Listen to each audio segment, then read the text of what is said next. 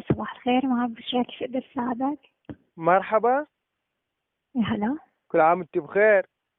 وانت بألف خير، نعاد عليكم الصحة والخير. الله يسلمك ويعافيك. منو شو اسمك قلت لي؟ نسيت.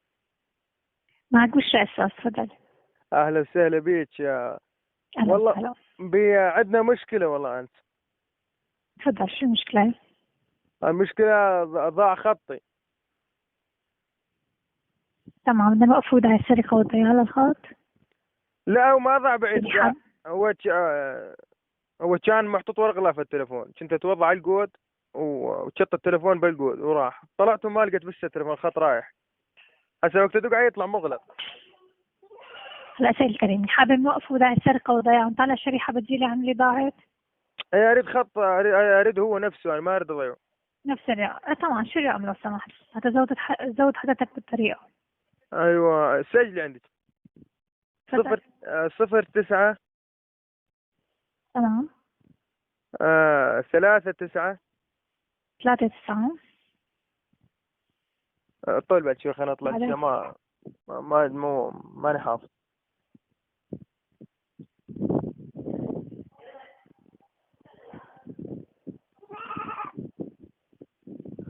09 3 4 0 9 3 4 0 4 2 0 4 2 9 0 1. 0 آخر شيء 9 0 1. 9 0 1. إيه.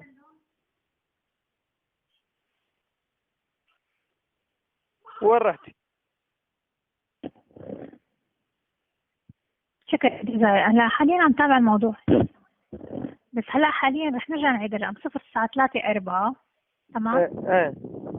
0 4 2 2 0 4 2 0 4 0 4 2 9 0 1. 1. إيه. اسم مين؟ الخط. تماما. هلا سيد الكريم، بإمكان حضرتكم أي رقم سيريال نطلب المعادلة المجانية، نجمة 159 مربع اتصال. أيوة. اختار ثالث خيار، إيقاف داعي السرقة والضياع من داخل الرقم. بدنا نوقفه بإضافة إلى الرقم الوطني لأنسة سهام. أوامر الإدخال باللغة الإنجليزية بتوقف الخط بأسرع وقت خلال ساعة. المشكلة تمام؟ أنا ما أريد أوقف، أريد ألقاه. كيف النافع؟ أريد ألقاه بس هو راح ولا الزنح بالقود، ما عاد لقاه فين اسمه. يعني بدك تلاقيه. هلا دور عليه بتلاقيه حضرتك، يعني ما بدي اساعد حضرتك بهذا الشيء يعني. ما دورت عليه، يقول زنح بالقود وراح شيل قاش الصخ. يعني شو عفوا، شو طلب حضرتك هلا؟ طيب حضرتي أريد خط. يعني استنى وين تمام سيد الكريم، هلا نوقف وداعي السرقة والضياع ولا بين ما طلعنا شريحة جديدة؟ وبش وقفناه ورجعنا إذا ثاني. التقت الشريحة. هسه إذا التقت الشريحة. ايه. عفوا.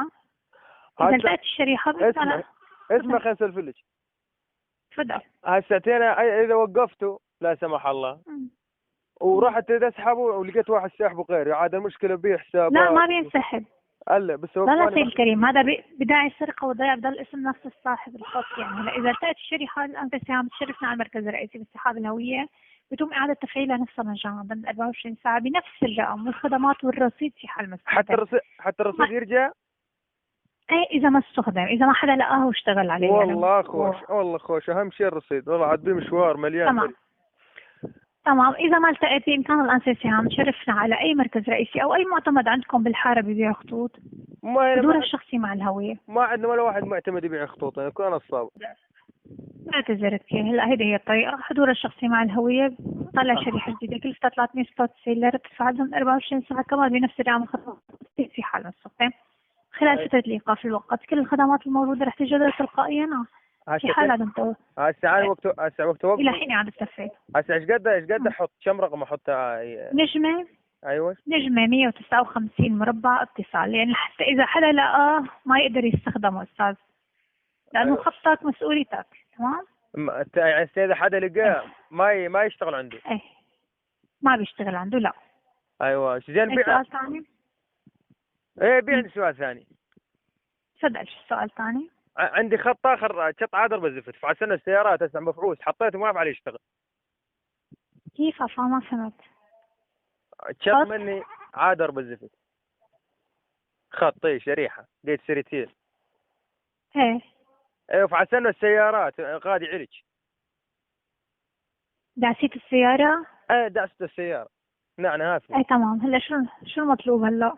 المطلوب حطيته بالتليفون اقول ايش ما قاعد يطلع لي شو اسمه، لا يوجد شو رقم شبكة. السماح؟ شو راح يطلع لي شو رقم الخط؟ طول بالك يطلع لي بعض مرات مكالمة طوارئ. الرقم سجلي عندي 09 تمام. 35 3 5. 398 امم 310. تمام. هذا الخط بسبب عدم الاستخدام بيخل بمرحلة الإلغاء، فإذا حابين نرجع نستعيده بصير نقاسم معها على المركز الرئيسي لاستحقاق الهوية الشخصية. يتم إعادة تفعيل الشريحة نفسها مجانا ضمن 24 ساعة. والله أنسى. الآن طبعا الرصيد بنكون خسرناه بعد عملية الإلغاء، بنعبي رصيد جديد فئة لا تقل عن 95 ليرة وبتفعل. هامتنا بس هامنا.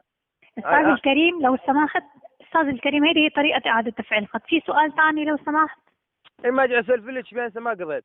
أقول لك الآن سماها انطحت سيد الكريم هذه هي الطريقة لإعادة تفعيل الخطوط. أنا زودت حضرتك بهذه الطرق. أي شيء ثاني؟ إن شاء الله.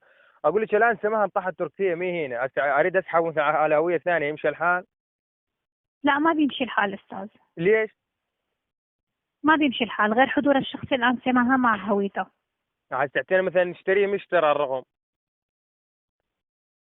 عم خبر حضرتك ما بيمشي الحال. ما عم تسمعني يعني؟ اسمع شو ستقطع عندنا زاد ضعيفة هنا بالمنطقة. تمام. في سؤال ثاني؟